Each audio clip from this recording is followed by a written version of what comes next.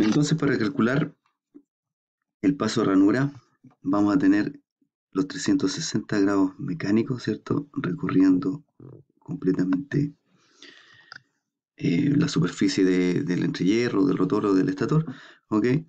Y lo vamos a dividir por el número de ranuras, ¿ok? Entonces aquí tenemos un paso de ranura desde este diente a este diente, o sea, el ángulo que abarca desde un diente al diente siguiente, o el ángulo que abarca desde una ranura a la ranura siguiente, ¿ok? Cualquiera de los dos va a ser igual siempre que las ranuras y dientes estén distribuidas simétricamente en la periferia del estator, ¿ok? Puesto en fórmula, entonces el paso polar tau P se va a calcular como 360 partido por el número de polos de la máquina, ¿ok? Recuérdense que P es pares de polo, por lo tanto 2P va a ser el número de polos, ¿ya? Y el paso ranura como 360 partido por el número de ranura. Entonces voy a anotarle aquí P pares de polos y Q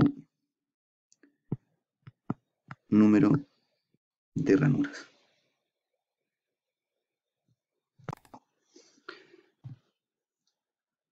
Otra definición importante es está relacionada con las cantidades de ángulo mecánico y ángulo eléctrico, y esto es una relación que existe en el ciclo o el periodo de las variables eléctricas a medida que se avanza, ¿cierto?, en las variables mecánicas, ¿ya?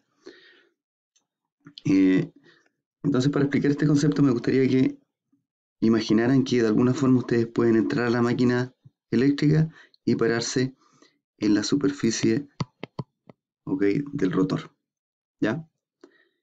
En el caso de esta máquina, tenemos aquí que tiene dos polos, o el número de pares de polos es igual a 1, y en la máquina que está aquí, ¿ok?, tenemos una máquina de 4 polos, 1, 2, 3, 4, y por lo tanto el número de pares de polos es igual a 2, ¿sí?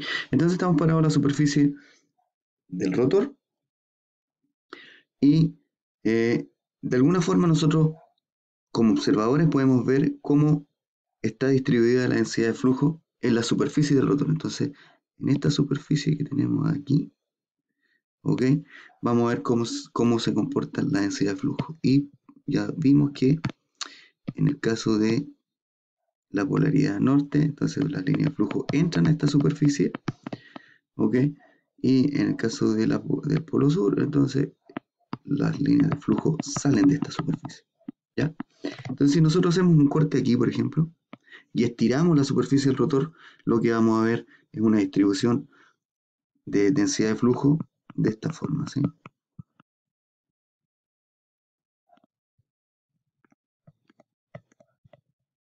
Y esta densidad de flujo, que es una variable eléctrica, tiene un periodo de 2pi. Cuando yo recorro desde 0 a 2pi mecánicos. Por lo tanto, el periodo de la densidad de flujo, que es una variable eléctrica, es igual al periodo, ¿cierto?, mecánico, que es en cuanto yo doy una revolución o una vuelta sobre la superficie del rotor, ¿sí? Entonces, en este caso, el periodo mecánico resulta ser igual al periodo eléctrico. Entonces, ahora analicemos la máquina de 4 polos y vamos también a dibujar las líneas de densidad de flujo, ¿cierto? Norte, ya sabemos que van entrando a la superficie del rotor, sur, salen, norte, entran, y sur, salen, ¿sí?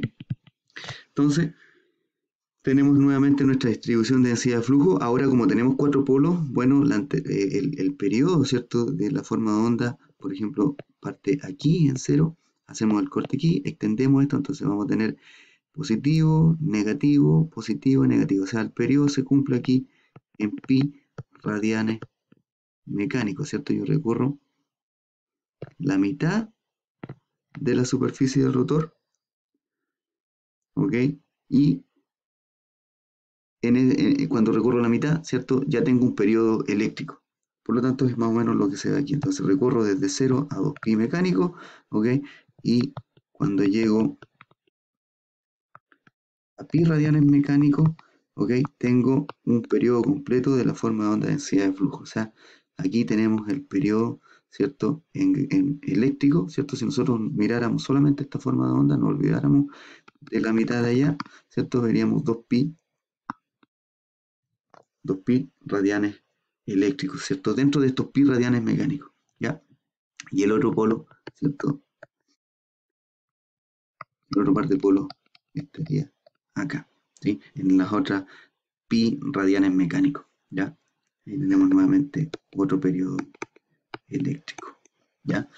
Entonces, en este caso, fíjense que el teta mecánico es igual a, o perdón, sí, el teta eléctrico es igual a 2 veces el teta mecánico, ¿sí?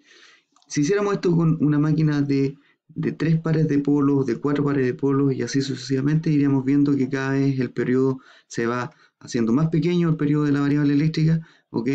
Y van apareciendo más periodos dentro de los 2pi radianes mecánicos, ¿ya? Generalizando, fíjense que aquí tenemos que teta eléctrico es igual a teta mecánico y aquí teta eléctrico es igual a 2 tetas mecánicos. Y fíjense que esto es lo mismo que escribir teta eléctrico es igual a P tetas mecánico y esto P tetas eléctrico, ¿cierto? Porque P aquí es igual a 2 y aquí P es igual a 1, ¿sí? Entonces, de forma general, la relación entre los ángulos eléctricos y mecánicos va a estar dado por esta ecuación de aquí, ¿ok? Es decir, los ángulos eléctricos son igual a P veces los ángulos mecánicos, ¿ya? Eso es importante que ustedes entiendan y se aprendan, ¿ok?